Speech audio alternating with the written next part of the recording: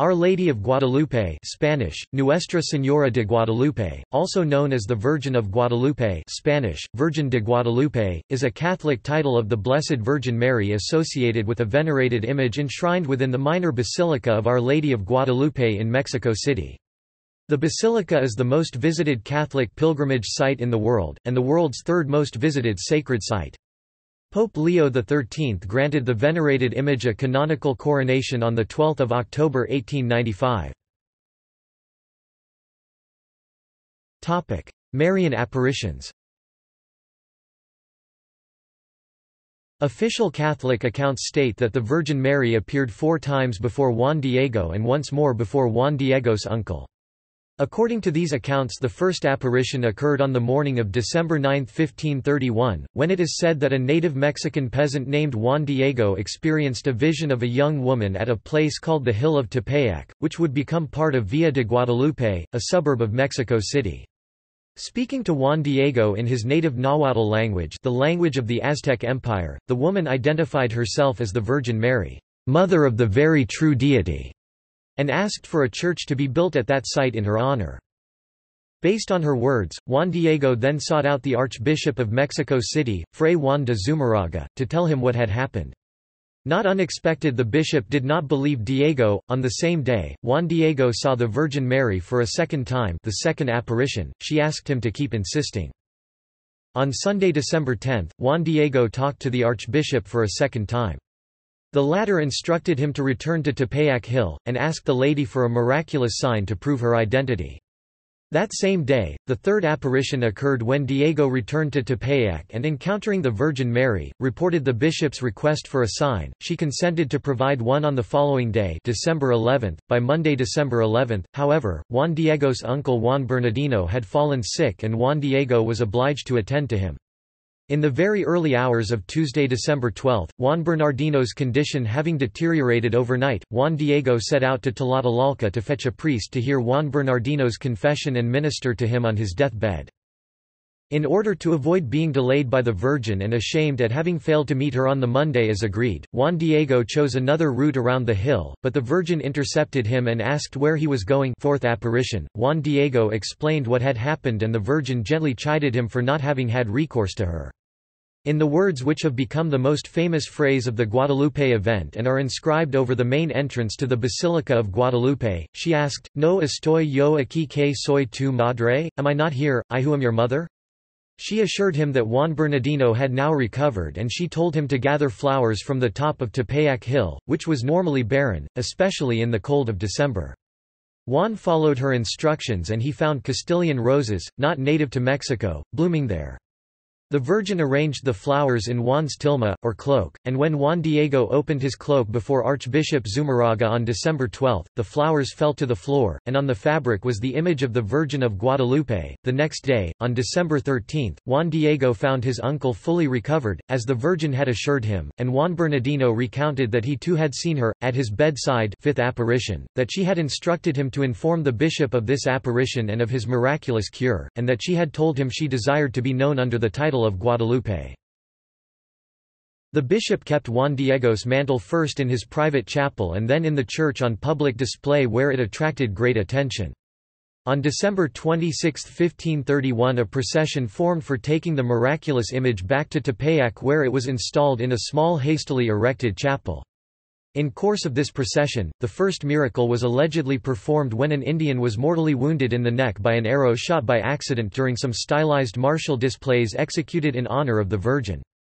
In great distress, the Indians carried him before the Virgin's image and pleaded for his life. Upon the arrow being withdrawn, the victim made a full and immediate recovery. Juan Diego's tilma has become Mexico's most popular religious and cultural symbol, and has received widespread ecclesiastical and popular support. In the 19th century it became the rallying call of American-born Spaniards in New Spain, who saw the story of the apparition as legitimizing their own Mexican origin and infusing it with an almost messianic sense of mission and identity, thus also legitimizing their armed rebellion against Spain. Historically, the devotion to Our Lady of Guadalupe did not lack significant clerical opposition within Mexico and elsewhere, especially in the early years, and in more recent times some Catholic scholars, and even a former abbot of the basilica, Monsignor Guillermo Guillermo Schulenberg, have openly doubted the historical existence of Juan Diego, referring to the devotion as merely symbolic, propagated by a sensational cult looking to bolster Catholic devotion from amongst the indigenous. Nonetheless, Juan Diego was canonized in 2002, under the name Saint Juan Diego Cuauhtlatotzin. While the image garners much religious devotion and fervent Mexican patriotism, scholarly criticism on the image is also notable, considering the artistic disproportion of the image, the similarity of the image to Spanish pre-colonial artwork closely related to the Aztec colony at the time, the alleged relationship of Marcos Sipac de Aquino in either inventing or amending the tilma cloak, and the public declaration of the abbot of the Guadalupe shrine pertaining to the false existence of the Marian apparitions. Early history. Following the conquest in 1519–21, the Spanish destroyed a temple of the mother goddess Tonantzin at Tepeyac outside Mexico City, and built a chapel dedicated to the Virgin on the site. Tonantzin, the beloved mother of the gods, was celebrated each winter solstice, which occurred on different dates. The winter solstice of 1531 occurred on December 12, 1531 according to the Anam. Newly converted natives continued to come from afar to worship there, often addressing the Virgin Mary as Tonantzin. What is purported by some to be the earliest mention of the miraculous apparition of the Virgin is a page of parchment, the Codex Escalada, which was discovered in 1995 and, according to investigative analysis, dates from the 16th century. This document bears two pictorial representations of Juan Diego and the apparition, several inscriptions in Nahuatl referring to Juan Diego by his Aztec name, and the date of his death, 1548, as well as the year that the Virgin Mary appeared, 1531. It also contains the glyph of Antonio Valeriano, and finally, the signature of Fray Bernardino de Sahagun that was authenticated by experts from the Banco de Mexico and Charles E. Dibble. Scholarly doubts have been cast on the authenticity of the document, however. A more complete early description of the apparition occurs in a 16-page manuscript called the Nican Mapahua, which was acquired by the New York Public Library in 1880, and has been reliably dated in 1556. This document, written in Nahuatl, but in Latin script, tells the story of the apparitions and the supernatural origin of the image.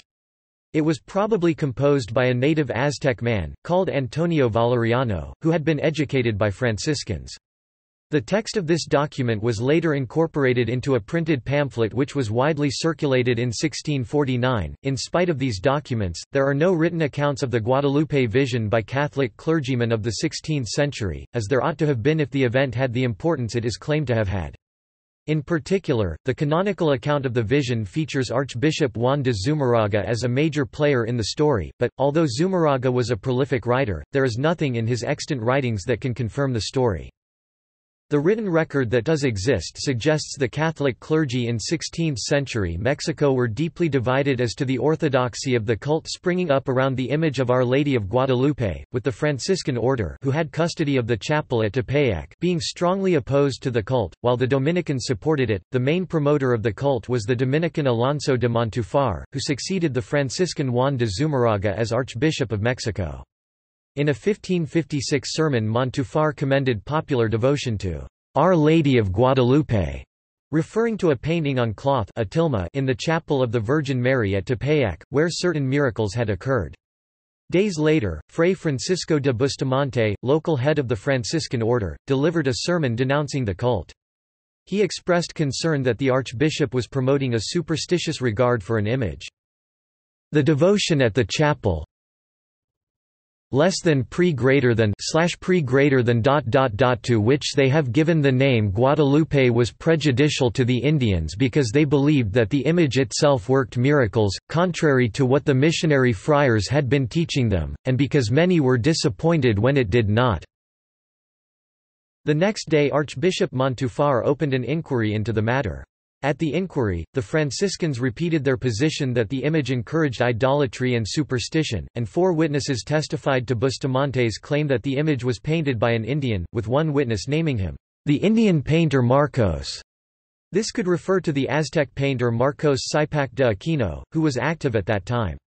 But, if he did so without making a preliminary sketch, in itself a near miraculous procedure.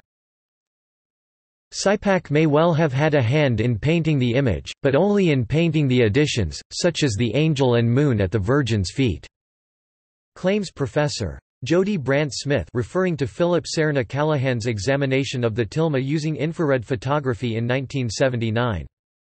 Ultimately, Archbishop Montufar, himself a Dominican, decided to end Franciscan custody of the shrine. From then on, the shrine was served by diocesan priests under the authority of the archbishop.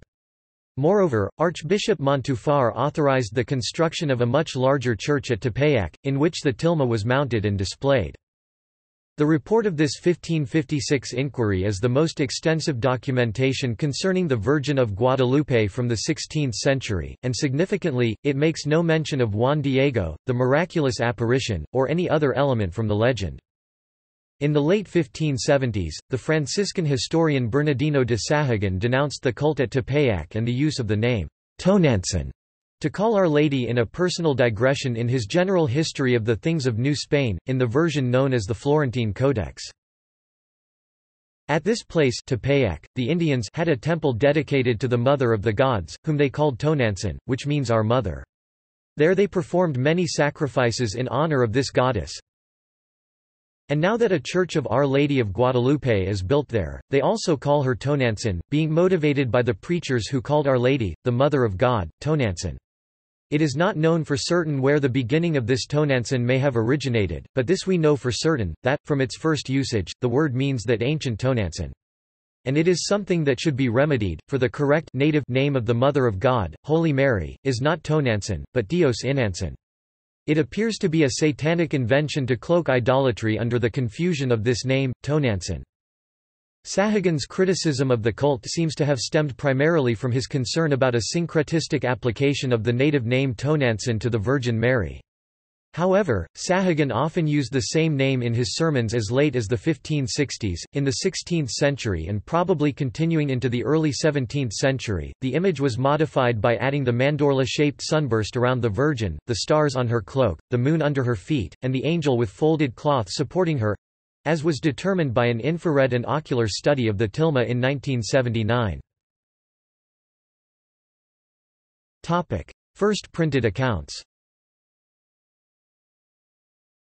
One of the first printed accounts of the history of the apparitions and image occurs in Imagen de la Virgen María, Madre de Dios de Guadalupe, published in 1648 by Miguel Sánchez, a diocesan priest of Mexico City. Another account is the Codex Escalada, dating from the 16th century, a sheet of parchment recording apparitions of the Virgin Mary and the figure of Juan Diego, which reproduces the glyph of Antonio Valeriano alongside the signature of Fray Bernardino de Sahagun.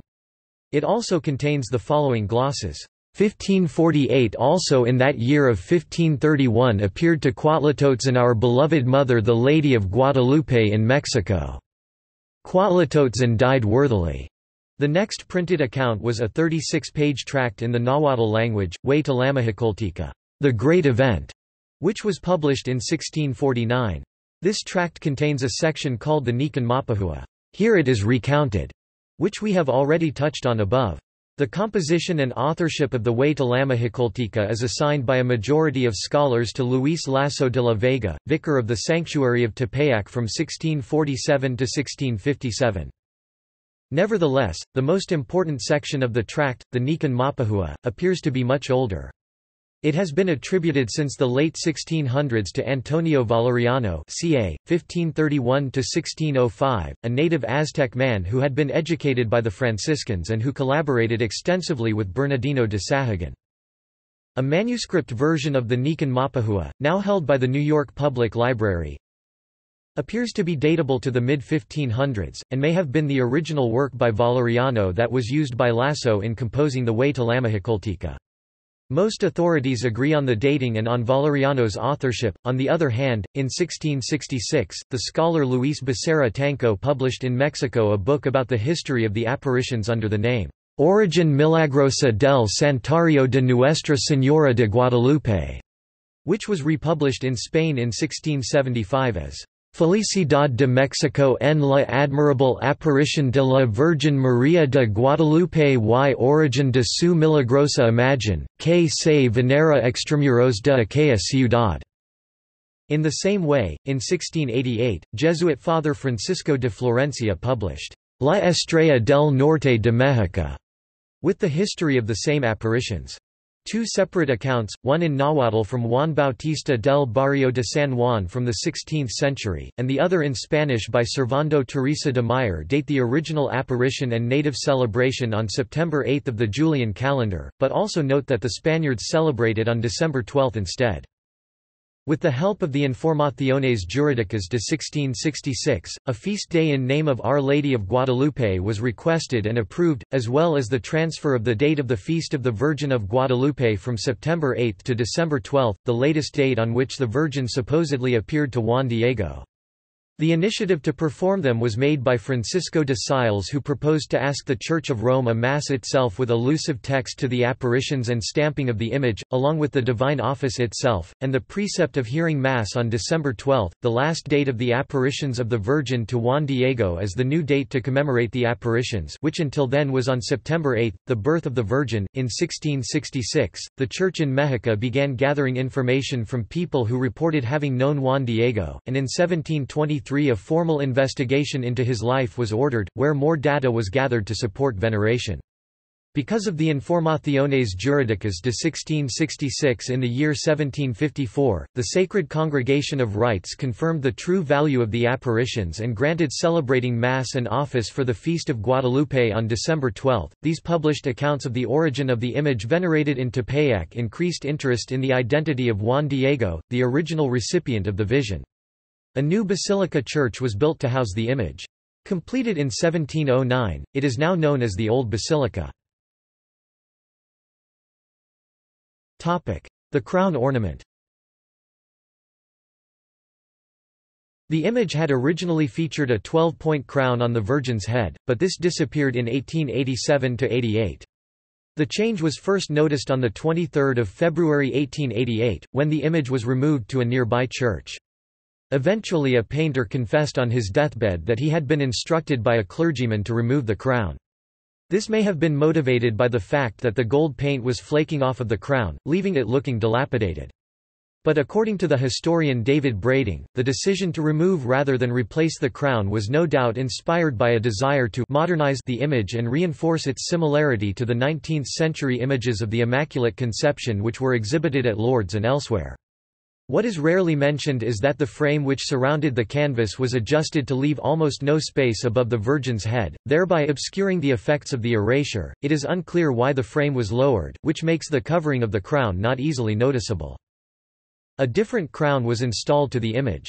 On 8 February 1887, a papal bull from Pope Leo XIII granted permission a canonical coronation of the image, which occurred on 12 October 1895.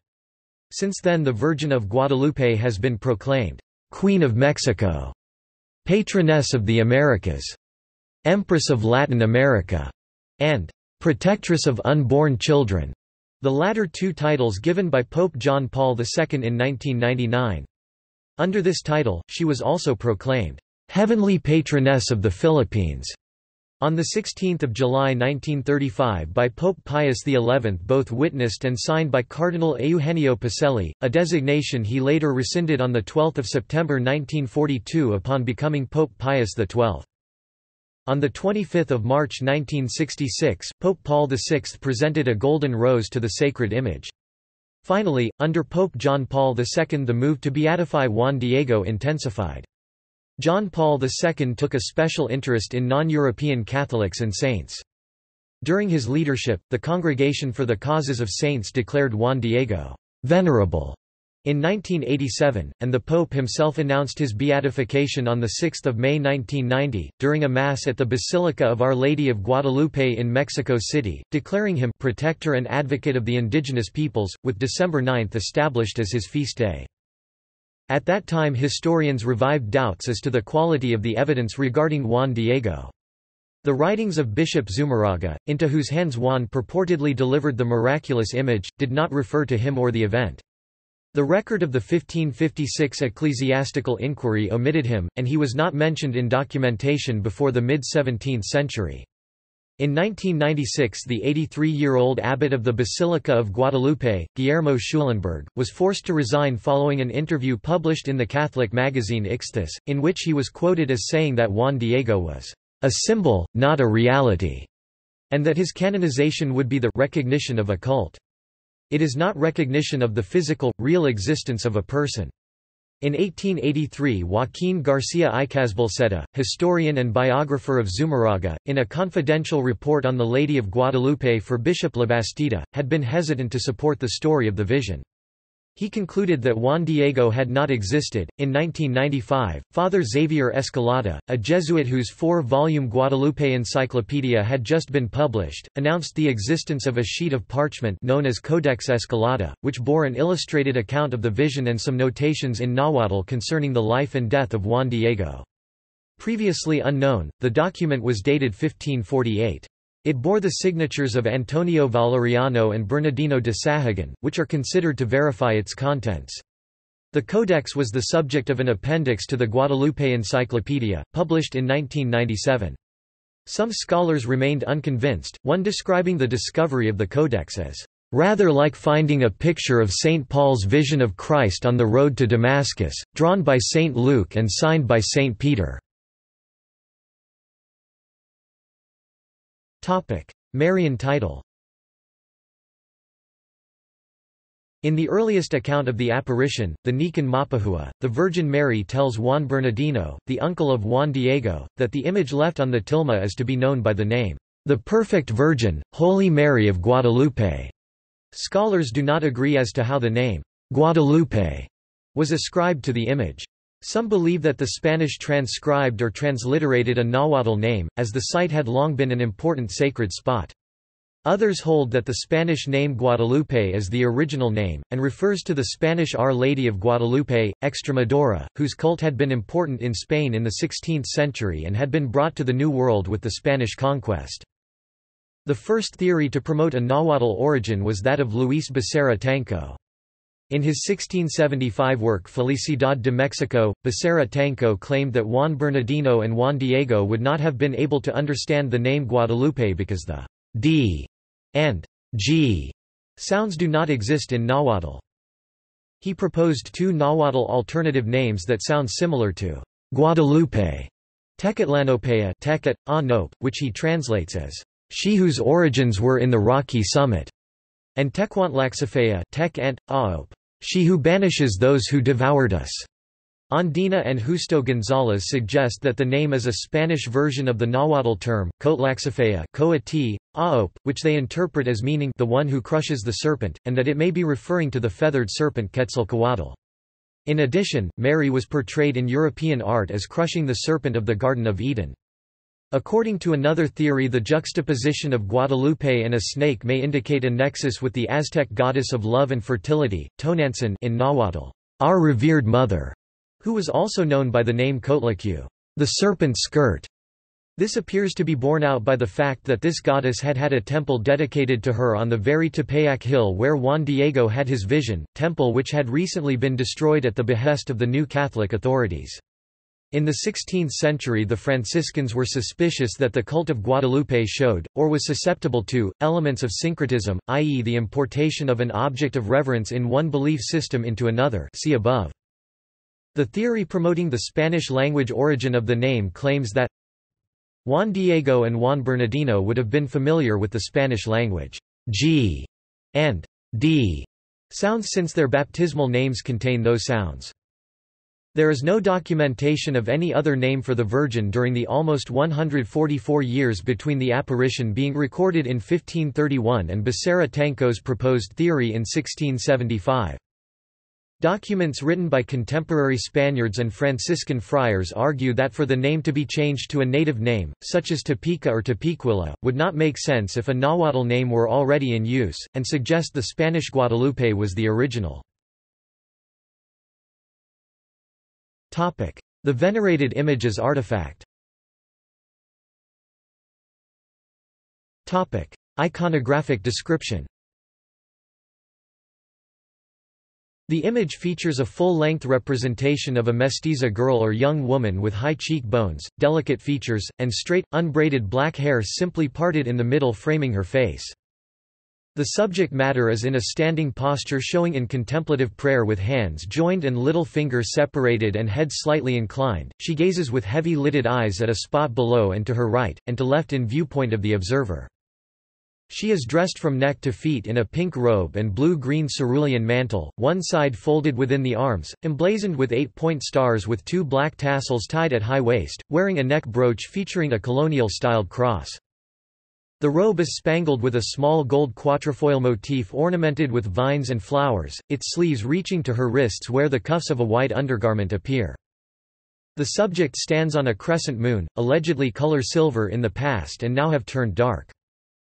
A feathered cherubic angel with outstretched arms carries the robe on her exposed feet which is uncolored. A sunburst of straight and wavy gold rays interchange behind while projecting behind the Virgin are enclosed within a mandorla. Beyond the mandorla to right and left is an unpainted expanse, white in color with a faint blue tinge. The present image shows the 1791 nitric acid spill on the top right side, unaffecting the subject matter's areola. Physical description. The portrait was executed on a fabric support of natural material constituted by 2 pieces, originally 3, joined together. The join is clearly visible as a seam passing from top to bottom, with the Virgin's face and hands and the head of the angel on the left piece. It passes through the left wrist of the Virgin. The fabric is mounted on a large metal sheet to which it has been glued for some time. The image, currently set in a massive frame protected behind bullet-proof glass, hangs inclined at a slight angle on the wall of the basilica behind the altar. At this point, there is a wide gap between the wall and the sanctuary facilitating closer viewing from moving walkways set on the floor beneath the main level of the basilica, carrying people a short distance in either direction. Viewed from the main body of the basilica, the image is located above and to the right of the altar and is retracted at night into a small vault accessible by steps set into the wall. An intricate metal crown designed by the painter Salomé Pina according to plans devised by Romulo Escudero and Pérez Gallardo, and executed by the Parisian goldsmith, Edgar Morgan, is fixed above the image by a rod, and a massive Mexican flag is draped around and below the frame. The nature of the fabric is discussed below. Its measurements were taken by José Ignacio Bartolacci on December 29, 1786 in the presence of Joseph Bernardo de Nava, a public notary. Height 170 cm 67 in, width 105 cm 41 in. The original height before it was first shielded behind glass in the late 18th century, at which time the unpainted portion beyond the Virgin's head must have been cut down, was 229 cm 90 in. Technical analyses. Neither the fabric, the support, nor the image together, the tilma, has been analyzed using the full range of resources now available to museum conservationists. 4 technical studies have been conducted so far. Of these, the findings of at least 3 have been published. Each study required the permission of the custodians of the tilma in the basilica. However, Callahan's study was taken at the initiative of a third party. The custodians did not know in advance what his research would reveal. M.C. In 1756 a prominent artist, Miguel Cabrera, published a report entitled Maravilla Americana, containing the results of the ocular and manual inspections by him and 6 other painters in 1751 and 1752. G. José Antonio Flores Gómez, an art restorer, discussed in a 2002 interview with the Mexican journal Proceso, certain technical issues relative to the tilma. He had worked on it in 1947 and 1973. P.C. In 1979 Philip Callahan, biophysicist, USDA entomologist, NASA consultant specializing in infrared imaging, was allowed direct access to visually inspect, and photograph, the image. He took numerous infrared photographs of the front of the tilma. Taking notes that were later published, his assistant noted that the original artwork was neither cracked nor flaked, while later editions gold leaf, silver plating the moon showed serious signs of wear, if not complete deterioration. Callahan could not explain the excellent state of preservation of the unretouched areas of the image on the tilma, particularly the upper 2/3 of the image. His findings, with photographs, were published in 1981. In 2002, Proceso published an interview with José Saul Rosales, formerly director of the Center for the Conservation and Listing of Heritage Artifacts Patrimonio Artístico Mubile of the National Institute of Fine Arts in Mexico City. The article included extracts from a report which Rosales had written in 1982 of his findings from his inspection of the tilma that year using raking and UV light. It was done at low magnification with a stereo microscope of the type used for surgery. Summary conclusions. Contra indicates a contrary finding. Canvas support. The material of the support is soft to the touch, almost silken, MC, something like cotton, G, but to the eye it suggested a coarse weave of palm threads called pita, or the rough fiber called cotense, MC, or a hemp and linen mixture, R. It was traditionally held to be made from IXTLE, an agave fiber. Ground, or primer, R asserted MC and PC contra by ocular examination that the tilma was primed, though with primer applied irregularly. R does not clarify whether his observed irregular application entails that majorly the entire tilma was primed, or just certain areas, such as those areas of the tilma extrinsic to the image, where PC agrees had later additions. MC, alternatively, observed that the image had soaked through to the reverse of the tilma. Underdrawing, PC asserted there was no underdrawing. Brushwork, R suggested PC contra there was some visible brushwork on the original image, but in a minute area of the image. Her eyes, including the irises, have outlines, apparently applied by a brush. Condition of the surface layer. PC reports that the unretouched portions of the image, particularly the blue mantle and the face, are in a very good state of preservation, with no flaking or peeling. The three most recent inspections G, PC and R agree that additions have been made to the image, gold leaf added to the sun's rays, which has flaked off, silver paint or other material to depict the moon, which has discolored, and the reconstruction or addition of the angel supporting the Marian image, and that portions of the original image have been abraded and retouched in places. Some flaking is visible, though only in retouched areas, mostly along the line of the vertical seam, or at passages considered to be later additions. Varnish. The tilma has never been varnished. Binding medium. R provisionally identified the pigments and binding medium distemper as consistent with 16th-century methods of painting sargas MC, PC contra for different reasons, but the color values and luminosity are in good condition. The technique of painting on fabric with water-soluble pigments with or without primer or ground is well attested. The binding medium is generally animal glue or gum arabic see, distemper. Such an artifact is variously discussed in the literature as a tuckline or sarga. Tuckline paintings are very fragile, and are not well preserved, so the tilma's color values and state of preservation are very good. Trans-religious significance.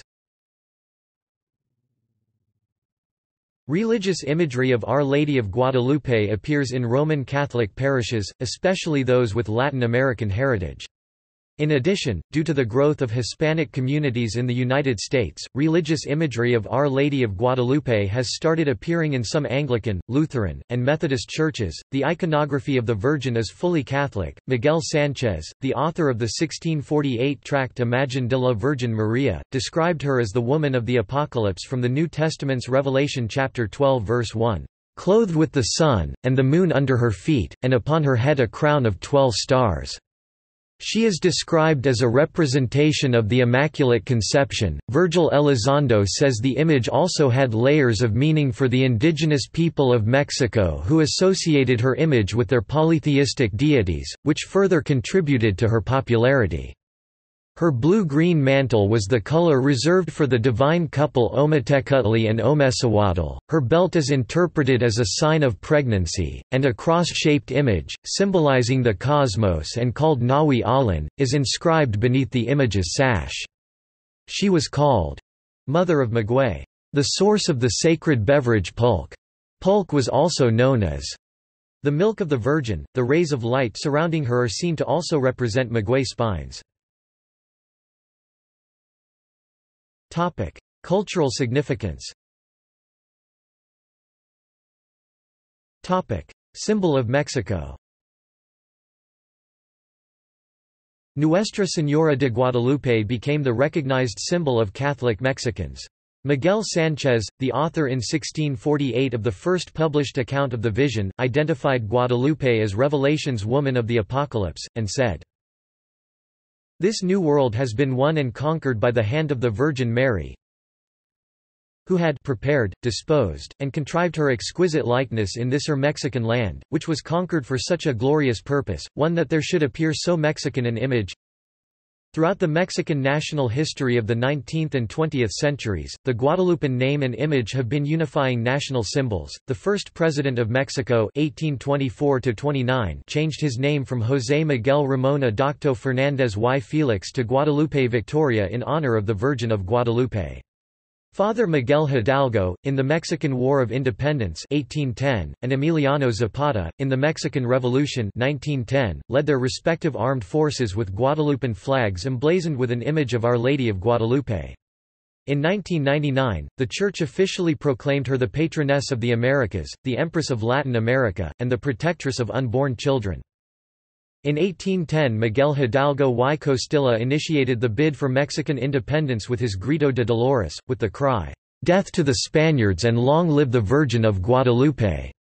When Hidalgo's mestizo indigenous army attacked Guanajuato and Valladolid, they placed the image of the Virgin of Guadalupe, which was the insignia of their enterprise, on sticks or on reeds painted different colors, and they all wore a print of the Virgin on their hats.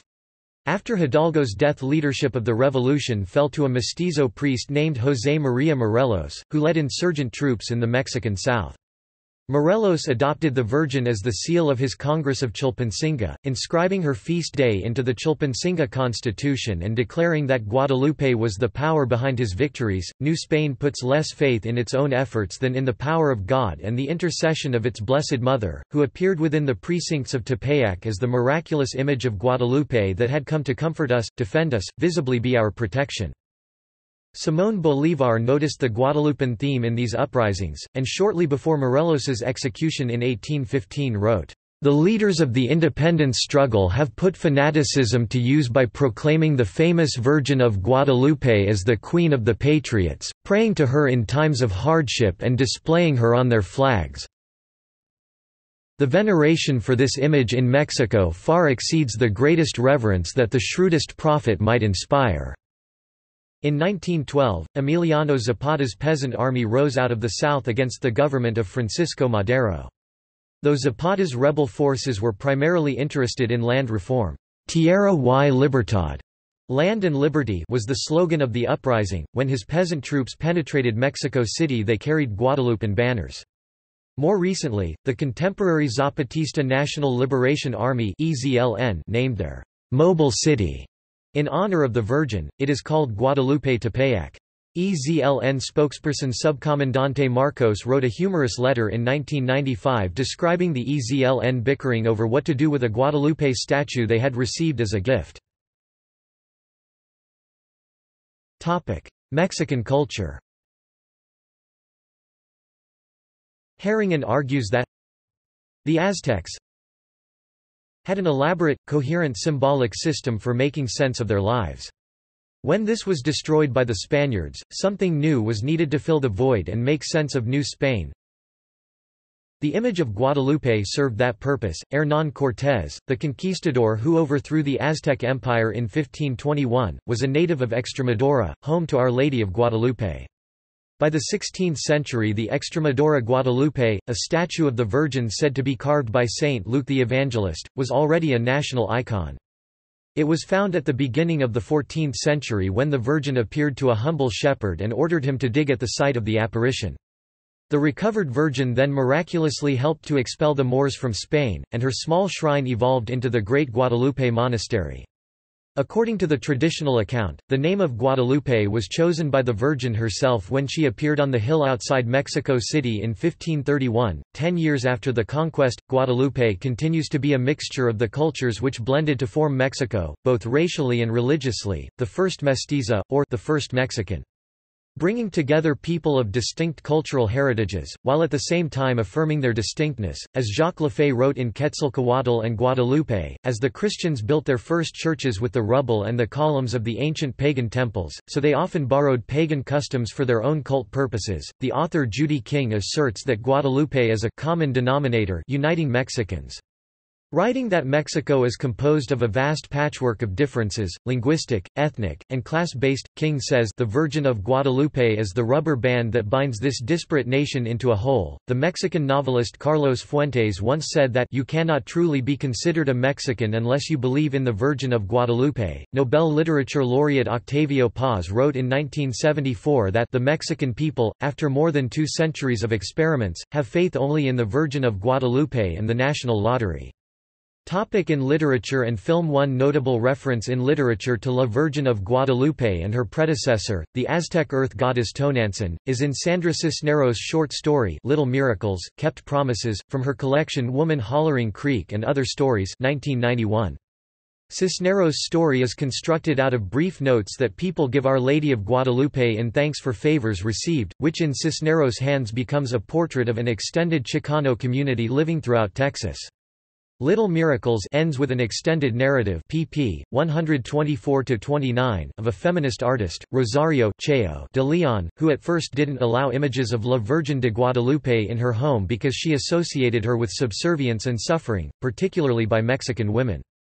But when she learns that Guadalupe's shrine is built on the same hill in Mexico City that had a shrine to Tonantzin, the Aztec earth goddess and serpent destroyer, Cheo comes to understand that there's a deep, syncretic connection between the Aztec goddess and the Mexican saint. Together they inspire Cheo's new artistic creativity, inner strength, and independence. In Cheo's words, I finally understood who you are. No longer Mary the Mild, but our mother Tonantzin. Your church at Tepeyac built on the site of her temple 128, Our Lady of Guadalupe, Juan Diego, and the tilma have been investigated through film several times in recent history. One of the most notable and thorough filmic investigations was done by director Tim Watkins in the 2013 film The Blood and the Rose.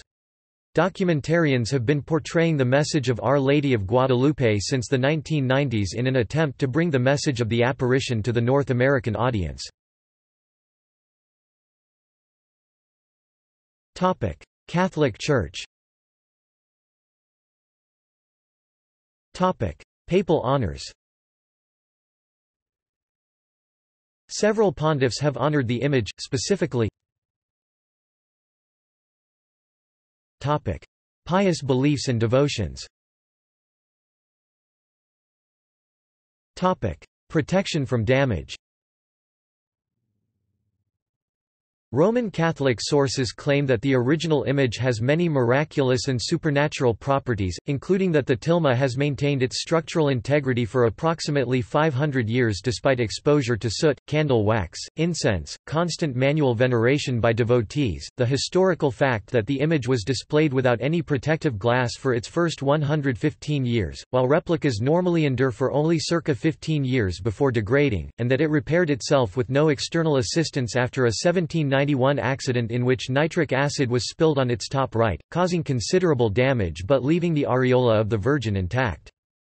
Furthermore, on 14 November 1921 a bomb hidden within a basket of flowers and left under the tilma by an anti-Catholic secularist exploded and damaged the altar of the basilica that houses the original image, but the tilma was unharmed.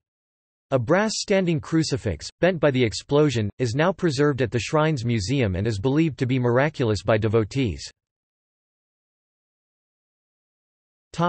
Other supernatural qualities. In 1929 and 1951 photographers claimed to have found a figure reflected in the Virgin's eyes. Upon inspection they said that the reflection was tripled in what is called the Purkinje effect, commonly found in human eyes. An ophthalmologist, Dr. José Aste Tonsman, later enlarged an image of the Virgin's eyes by 2500x and claimed to have found not only the aforementioned single figure, but images of all the witnesses present when the tilma was first revealed before Zumarraga in 1531, plus a small family group of mother, father, and a group of children. In the center of the Virgin's eyes, 14 people in all. Numerous Catholic websites repeat the claim that in 1936 biochemist Richard Kuhn analyzed a sample of the fabric fabric and announced that the pigments used were from no known source, whether animal, mineral, or vegetable. According to The Wonder of Guadalupe by Francis Johnston, this was requested by Professor Hahn and Professor Marcelino Junco, retired professor of organic chemistry at the National University of Mexico. Dr. Philip Serna Callahan, who photographed the icon under infrared light, declared from his photographs that portions of the face, hands, robe, and mantle had been painted in one step, with no sketches or corrections and no visible brush strokes. Veneration. The Shrine of the Virgin of Guadalupe is the most visited Catholic pilgrimage destination in the world. Over the Friday and Saturday of December 11–12, 2009, a record number of 6.1 million pilgrims visited the Basilica of Guadalupe in Mexico City to commemorate the anniversary of the apparition. The Virgin of Guadalupe is considered the patroness of Mexico and the continental Americas. She is also venerated by Native Americans, on the account of the devotion calling for the conversion of the Americas. Replicas of the tilma can be found in thousands of churches throughout the world, and numerous parishes bear her name.